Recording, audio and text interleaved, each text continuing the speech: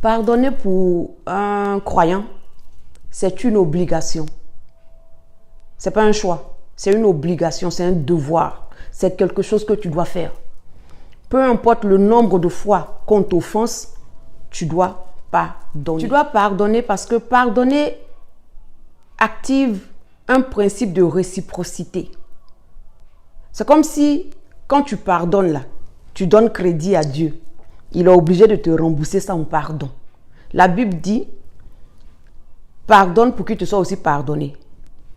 Même dans la prière que Jésus a donnée, pardonne nos offenses comme nous pardonnons. Donc, il y a un principe de réciprocité qui est activé par le fait de pardonner. Ça, c'est un fait. Pardonner, on discute. C'est pas un débat. Tu dois pardonner. Tu es obligé.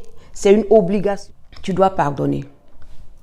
Mais rester dans une relation amicale, rester dans une relation de cheminement, parce que là, je m'adresse à ceux qui ne sont pas mariés.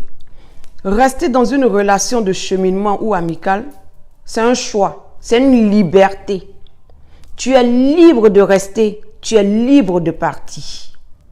Si tu es dans une situation où on te piétine, c'est que la première fois, on t'a piétiné. Bon, on dit la personne ne savait pas que ça allait te faire mal. Tu dis, ah, voilà, Coco, ça j'ai pas aimé. Ok, je suis désolée, ça passe. Une deuxième fois, on dit, bon, on vient de se rencontrer, bon, c'est pas encore rentré dans les habitudes, le temps de s'adapter, ça va aller. Une troisième fois, ça commence à tendre vers la foutaise. 4 fois, 5 fois, 6 fois, c'est la foutaise.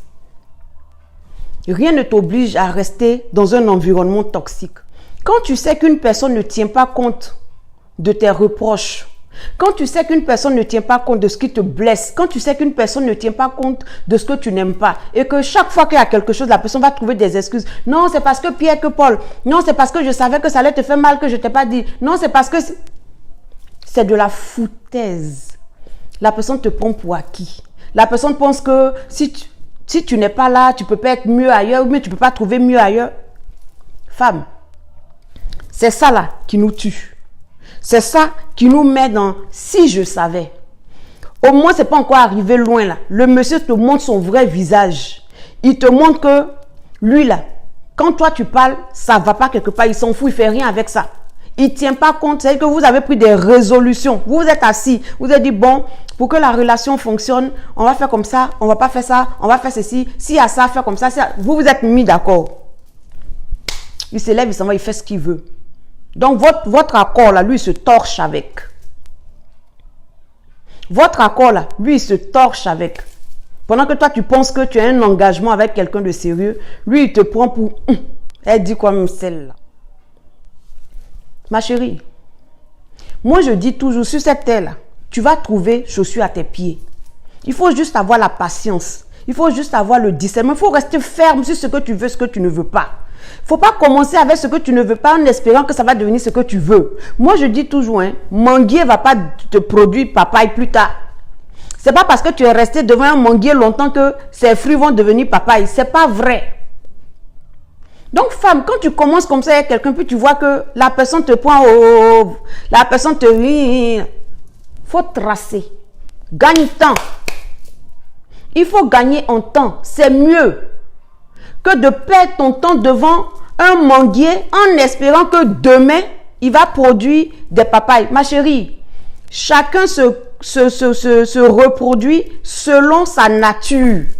Si ce qui est devant toi, ça ne te plaît pas, mais il faut partir. Pardonner, là, ça ne veut pas dire que tu dois rester là.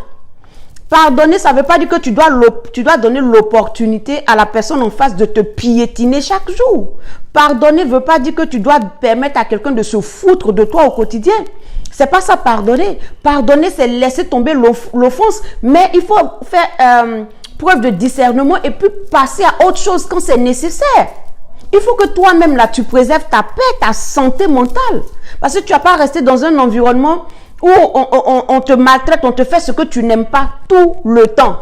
Toi, ton cœur, là, c'est caillou. À un moment, il faut que toi-même, tu sois une priorité pour toi si tu n'es pas une priorité pour les autres. Il faut que tu sois une priorité pour toi.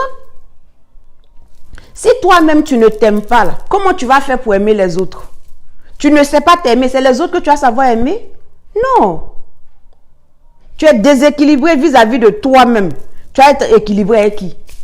Toutes les relations dans lesquelles tu vas rentrer en tant que déséquilibré. Donc, à un moment, il faut s'asseoir et puis il faut se dire, est-ce que ça vaut la peine? En fait, nous les femmes, comme on n'a pas envie de recommencer tout le temps, on se dit, bon, Joe, c'est pas ce que je veux, mais j'ai fait avec. Tu as fait avec là.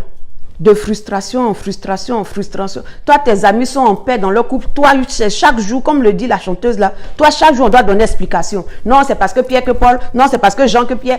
Tu n'es pas fatigué de relations comme ça là. Tu n'es pas fatigué d'être dans une relation où on te tourmente, où tu n'as pas la paix, où tu n'as pas l'assurance que tout va se passer bien. Tu n'es pas fatigué de marcher dans ce genre de relation? Il faut avoir pitié de toi-même. Il faut avoir pitié de toi-même. Il faut vouloir ce qui est bien pour toi-même, pour une fois.